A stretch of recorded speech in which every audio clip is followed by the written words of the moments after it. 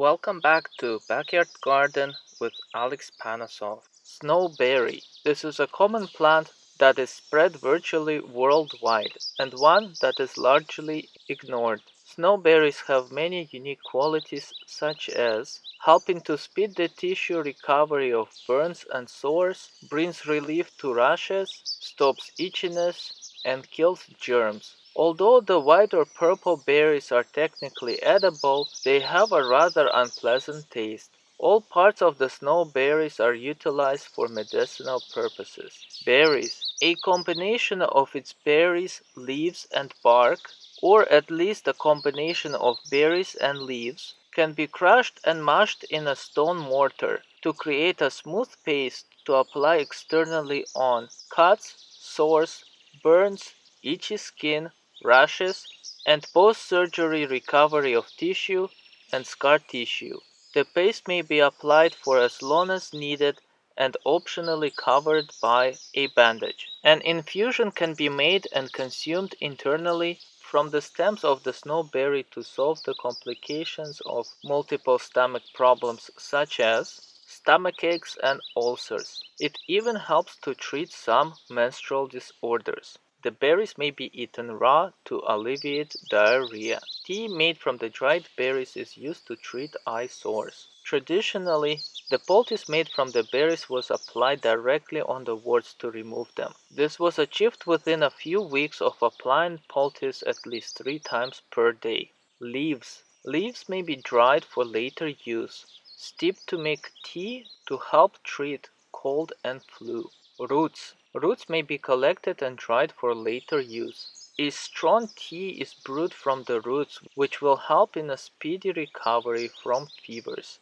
A weaker tea is brewed for children to alleviate fevers, stomach ailments, and colds. Traditionally, Native American Indian tribes used the tea and its roots to cleanse the afterbirth and to aid during the recovery after giving birth. Both root and stem decoction aids in solving the problem of improper urination, venereal disease, tuberculosis, and fever related to teeth sickness.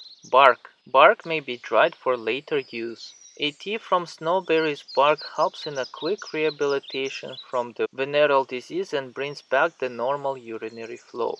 The tea can be made from the entire plant for both external use, such as to heal skin rashes, and internally, to aid with various stomach ailments. Traditional medical uses. Snowberry was commonly employed medically by several native North American Indian tribes who valued it especially for the saponins it contains. It was applied externally to have a gentle cleansing and healing effect upon the skin, killing body parasites and helping in the healing of the wounds. The Native Americans used it to treat various complaints, but especially as an external wash on the skin. A word of advice: although the whole plant can be consumed, the berries are toxic when eaten in large quantities. One would need to eat a few kilograms of snowberries in order to produce toxic symptoms. Most species of snowberries, if not all, contain toxic substances called saponins. Luckily, saponins are poorly digested in our bodies, thus pass through our body with ease,